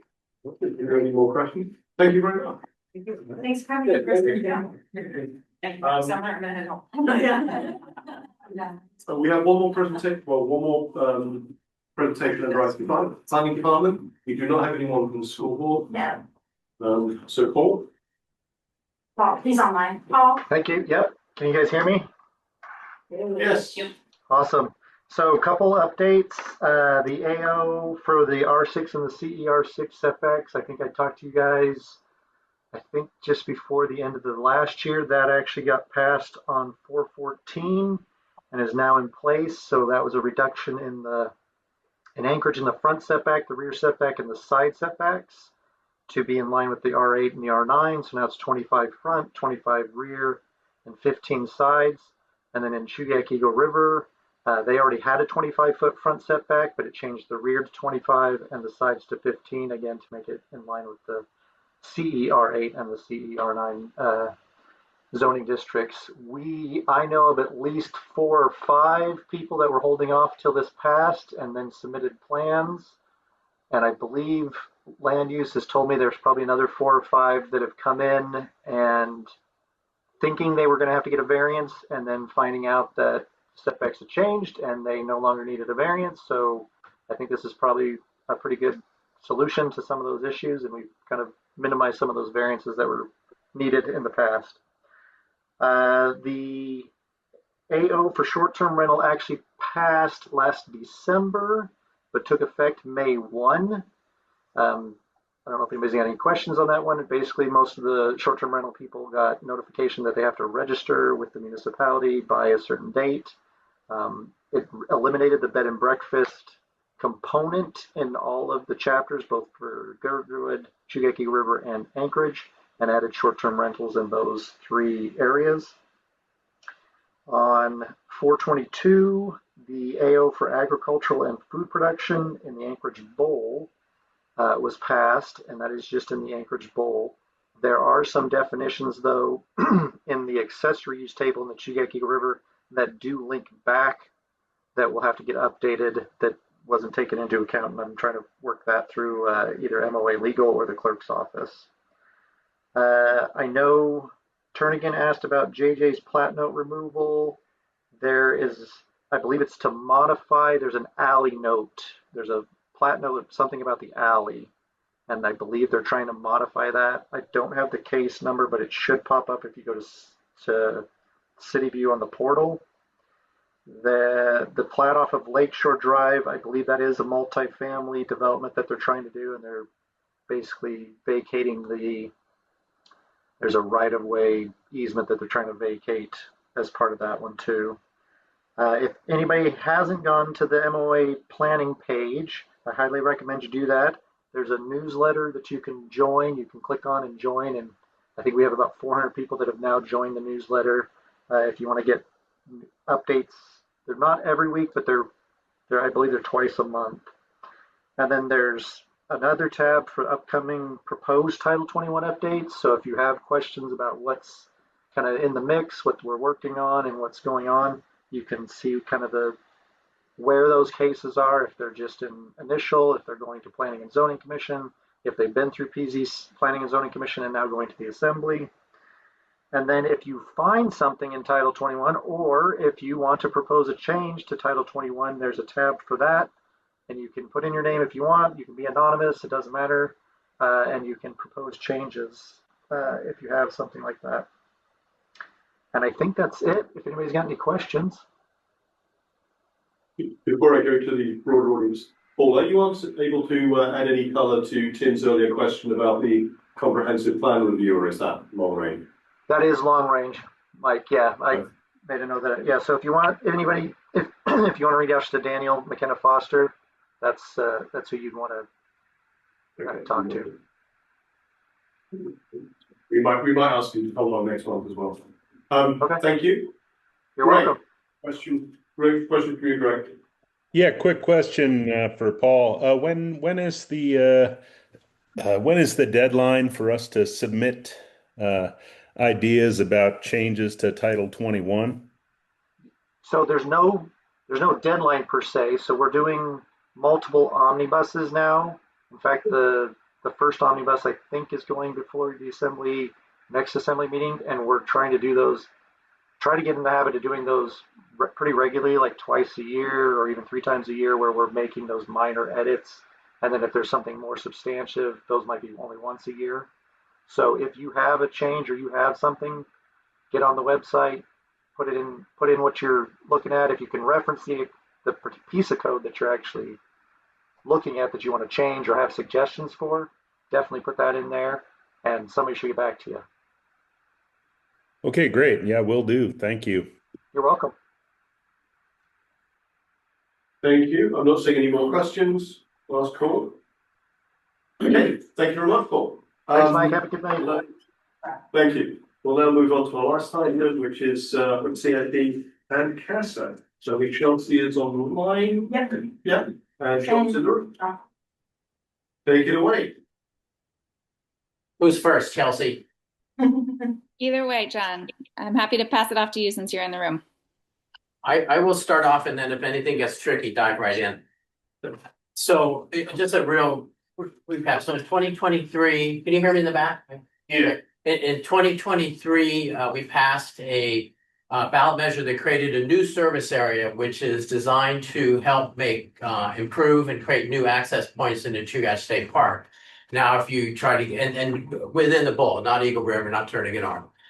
And, if you go out there on a sunny day and you go up to Glen Alps, it's full and you're parking on the street. You're not supposed to. If you go to Honey Bear on any day, there's like 5 legal parking spots and they're generally full.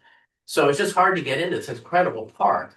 So it's been an ongoing issue, but there is no easy way to fund new access points. Most of the boundary up there, up here in the upper hillside, is outside of the Parks and Rec service area. It's just a sliver of town that happens to be along that boundary.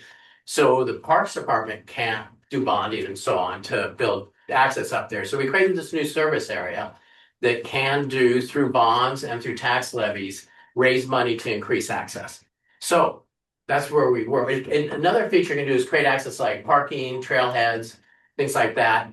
And it takes into consideration that the roads up there are maintained by road service areas, neighborhood groups, and they can't handle the traffic that these trailheads can sometimes bring. And of course, extreme example is Glen Alps, and Greg may be able to chime in with correct numbers, but they've got, a few dozen homes pitching in to maintain that road and tens of thousands of visitors a year. The neighbors are not impacting that road. It's us, right? So to pitch in towards that is reasonable, and that's what CASA recognizes. And in some smaller cases, the Stewart's Trail was opened up, was recognized as a public use easement. So people are parking there. Well, that's clogging up the road there. They have some problems. So CASA can provide funds to make road changes or help out that road service area, to deal with that impact of the visitors. So CASA can increase, do trailheads, a little bit of trails work where it's on state land, where it's on city land. And that also help the road service areas. We can do it through bonds, and there can also be a tax levy. So we could say, goes to ballot, we'd have to vote for it, but say for this road service area, we would pay X number of dollars per year to help out with the road maintenance. Just an example, that kind of thing. So it's very flexible. So we set this up, city did, we citizens, but we didn't really have a structure for it. So the mayor, then the last year, set up a committee. There's 9 of us to say, let's institutionalize this and have a reasonable way of choosing what projects would be done and at what level. So we created a CIP list. We went to plans, the documents, you know, Hillside District Plan, the Trails Plan, things like that. Pulled projects from there. The assembly over the past few years has had indications of different projects that they wanted on there. And we put all that on this list. We prioritized them a little bit. But we also made a prioritization system so that, you know, how would we rank these things as they come up? So we have a list and we have a prioritization system, and we have set that out to community councils. And we did that about a week after the regular. So they're part of the CIP process that you're all familiar with, right? Every year you get this. These came out separately this year.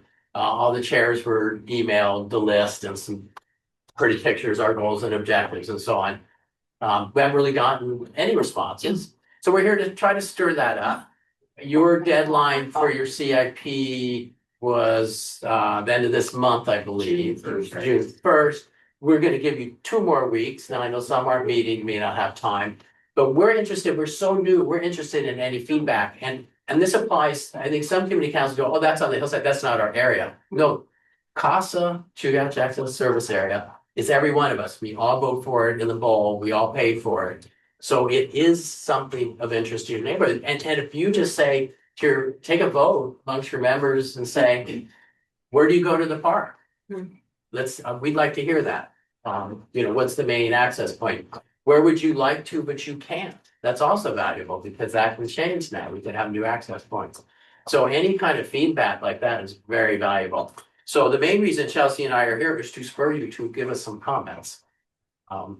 Chelsea, how to do? How much time do we have? 20 minutes? Yeah. You did great, John. And I will pause and let folks ask John questions about CASA, and then I'll jump in about CIP stuff, the regular CIP survey. Can I give one more comment? Yeah. I am a veteran of community councils and the Federation of Community Councils. It's been decades, so many years, like some old timers still here. I really enjoy a good FCC meeting. So it's a fun city. So anyway, every month. I've listened. You're a fan of the FCC, but we never got the email that went out to all the chairs. Yeah. Okay, well, that's a glitch. We'll make a note of that. Write it down. Because then someone sent it to me asking, what is this? I'm like, oh. Yeah, so normally like CIP stuff, we get these or anything, Yeah, but sure, that's all yeah. the councils get CC on that section. Start with Liz, Bob, and then I'll go on the line and then come back. Okay. Okay, I'm gonna throw out a wild idea.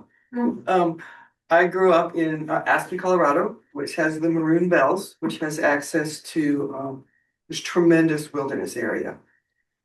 Years ago, they realized that they were gonna destroy this place with all of the people in there. So they put busing, and you cannot go up there with your private vehicle. You have to take the bus. Because otherwise they were gonna wind up with the entire Maroon Bells as a parking lot, and they didn't wanna do that. So they put in the busing and they charge for taking the bus. Recently, that is not actually enough money to cover what they're doing, and they're raising prices. But if you do that, you can raise prices. Yeah. I would say that is actually on the list. If you look Okay. through it, it's you know, we have a lot of stuff pie in the sky, a lot of stuff more Right. immediate. That's not totally pie in the sky. That is something that could happen. There is the hilltop flyer, but there's some private business doing it. So to encourage that, make that happen for the trailheads is certainly, that's something we've considered. There's also when they start construction on the sunny side of Flat Top going up Canyon Road, they'll have it closed because of construction. But people are gonna want to get up there, so the state park is looking at possibly having vans or something to get people past the construction. May not happen, but it's part of their thought process here. So that's totally legit. Well, John, what's the mechanism to get the feedback from the various community councils on your project? I believe at this point, at this point right now, it is to email Chelsea, who can put in the chat or tell us her email address. But within a week, we'll have a page on the project managers and engineering's website, PM&E's website. Is that correct, Chelsea? That would be similar to the CIP landing page that you got to, or is it on? It may actually be on the CIP page. It'll be its own page, but I'll put it in the chat because we have a fancy short link for it, but it's not active yet. So for folks, for future reference, it'll be up in the next couple days. But we're doing a lot in a hurry. It's really been a lot of work, but it's very exciting because a lot is happening. Okay, Darrell, and then. So I'm clear, you want us to prioritize all the projects in there, right? You know, you can. That's hard to do, but you can go through them and say, yeah, these 5 or 6. You don't have to rank all dozens of them. Well, yeah, Yeah, no, main we projects. probably, I think, Chelsea, correct me if I'm wrong, but don't we normally give you like a top 5 or something like that? you can give me as long of a list as you want to, but yeah, I wouldn't say all 40 from Airport Heights are moving forward if for reference. But we're not looking at just for our council areas. You want us to look at the entire picture based on where we take our access, or folks take access into the park. Right. Right. That'd be real valuable. I mean, there's people going up there getting into the parkways that aren't official. It'd be useful to know where are people going. Maybe that makes more sense. To spread use. Tim, online. Yeah, thanks, John. Yeah, we took this up last Thursday, and so we'll be forwarding on our comments hopefully in the next few hours. I had to get to some other things earlier in the week, but if anybody is interested, Rabbit Creek, if you go to our website, we have our CIP list that we put together. We'll be posting the final, we have a draft up there now, and we'll have the final version up hopefully tomorrow morning. John, I wanted to ask you about, I think I heard you say that there might be a way for the CASA to supplement LRSA funding to deal with increased demand on LRSA roads. Is that right? Did I hear you say that right? For Yeah, operating that's a budget, fundamental. not capital projects? Yeah, that is possible because CASA can do bonds or tax levies. So levy is, there's money coming in to be used for a certain purpose, not necessarily building something. But that notion is fundamental to CASA's purpose. Well, there's a thing that I think that they should look at, which is I was president of Upper O'Malley LRSA for 9 years, and one of my great frustrations is every day when we had a big snowstorm, our snowplows would drive by the Prospect trailhead and not plow it because that's a state parking lot. And so I don't know if CASA could play a role in this, but it seems like it would make so much sense that the LRSA plows through a memorandum of understanding, and if they got supplemental funding from CASA to support this, if they could find a way to plow those parking lots, because the state, due to declining funds, just has typically not done a very good job of keeping those parking lots open in the winter. And ones like Prospect Heights and Glen Alps for sure get a lot of traffic. So I don't know if that's on the table. And we didn't put that in our comments because we were focusing mostly on capital projects. But I think that's an area for synergy, and I think it's more efficient, and it would be money saving for everybody if you could just get all the entities in a room to play nicely together and figure that out. It would be a huge improvement for our city. Yeah, that's a great idea. We are playing very nicely. In fact, Justin, who is the Cherokee State Park top ranger, I don't know what his thing is, he's on the committee, and he is very energetic. He's gonna get a lot done with that park. Well, there's, you have a question? Nothing more, got it. Okay, I think the other questions are going to be dealt with. Chelsea, was there anything else you wanted to add on CIP generally? Yep, I just wanted to be here to remind you all that the CIP survey for capital projects in general is also still posted, and I put a link in the chat. That deadline is June 1st, and I understand that's coming up quick. And if you need more time, please reach out to me. I would love to work with you because it's more important that we get your feedback than that we hit a specific deadline. And so let me know if you're relatively new. I recognize a lot of folks, but if you're new in this role, this is something that happens annually. Also, please feel free to reach out to me and I'm happy to get you up to speed. FCC has a bunch of resources on their website as well, from local lenses and like technical workshops that we've done around this community council survey. We call it a survey, but it's not actually a survey. It's more of a ranking of your capital projects in your community council area. So that's, yeah, I just wanted to flag that and answer any questions folks might have. I know this year or last year, I had met with several members of different community councils about making lots of improvements to this process. And then I had a baby in October and I was gone over the winter. And that energy was gone with me. And so unfortunately, those changes weren't able to be made, but know that your comments and that work that went in last year is still moving forward, hopefully for next year. So we're already working on conversations right now so that we can make those changes for next year.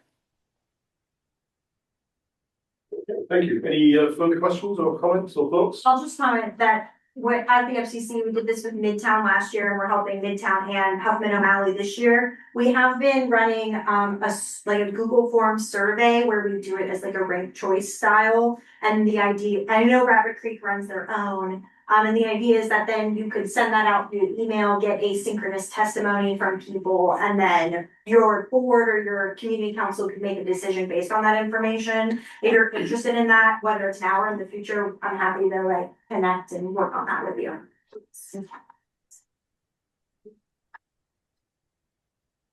Okay. I think we're 1 minute to go. We've reached the end of our agenda. But we get so much done when we're not talking about bylaws. Thank you, everybody. I entertain a motion to adjourn. Let's adjourn. Thank you. Second. Thanks, everyone.